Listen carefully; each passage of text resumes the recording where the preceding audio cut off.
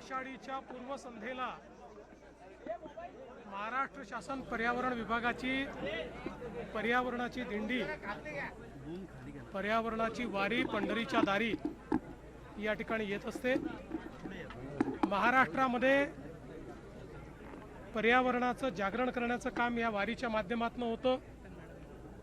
आपल्या पारंपरिक संस्कृतीच्या माध्यमातून कीर्तन असेल, भारूड असेल, गोंधळ असेल, पोवाडा असेल, अशा विविध सांस्कृतिक माध्यमातून आपल्या परंपरेमध्ये पर्यावरणाला दिलेलं जे महत्त्व आहे आणि विशेषतः भागवत धर्मामध्ये ज्ञानेश्वर माऊलींपासून जगद्गुरू तुकाराम महाराजांपर्यंत सर्व संतांनी ज्या प्रकारे पर्यावरणाचा संदेश दिला आहे तो पोचवण्याचा प्रयत्न या माध्यमातून आपण करत असतो।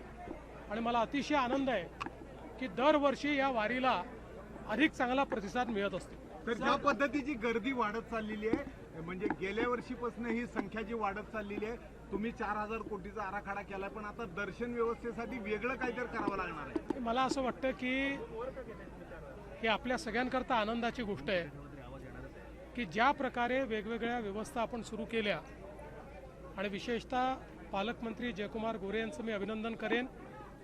जर्मन हँगर असेल, चरणसेवा असेल, बाकी सगळ्या स्वच्छता म्हणजे ज्याला आपण निर्मल वारी म्हणतो, 5000 टॉयलेट्स वारीसोबत जात आहेत, 1000 स्वच्छता दूत हे वारीसोबत चालत आहेत।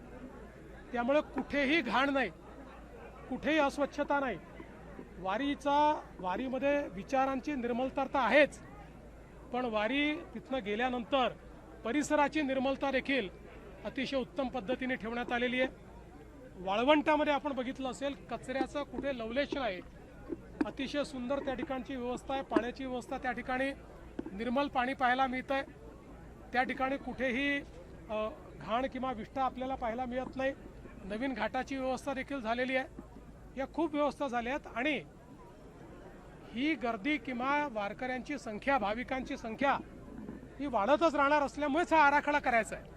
आणि मला विश्वास आहे की पुढच्या वर्षी आपल्याला अजून मोठा बदल याच्यामध्ये पाहायला मिळेल आणि लवकरच हा कॉरिडॉर झाल्यानंतर 40 लाख 50 लाख वारकरी देखील हँडल करण्याची कॅपॅसिटी, ती क्षमता ही आपली तयार होईल। वाढतच जातोय आणि राजकीय विरोधक सुद्धा त्याच्यात आता उतरले। दोन ठाकरे उद्या परवा दिवशी दोन्ही पिढ्या उतरल्या।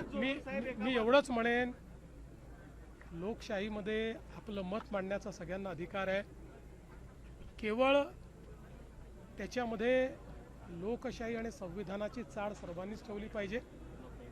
बाकी मला असं वाटतं की इतका आनंदाचा सोहळा या ठिकाणी मी अनुभवतो आहे, हा सोहळा त्यांनीही कधीतरी अनुभवावा। आणि विशेषतः जी मंडळी त्या ठिकाणी त्या आंदोलनाचा गैरफायदा घेत आहेत, सगळ्यांबद्दल बोलत नाही, काही मंडळी दिसते की त्या ठिकाणी हिंसा करणे, वेगवेगळ्या गोष्टी करणे।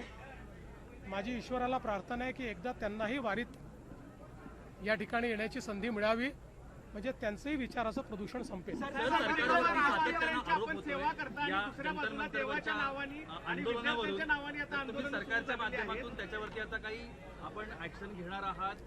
असं आहे की चर्चा चालू झालेली आहे, आजही चर्चा झाली आहे।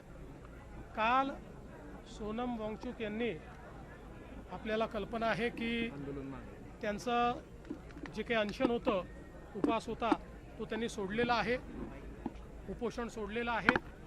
आज प्रतिनिधींसोबत चर्चा चालू झाली आहे, उद्याही चर्चा होणार आहे।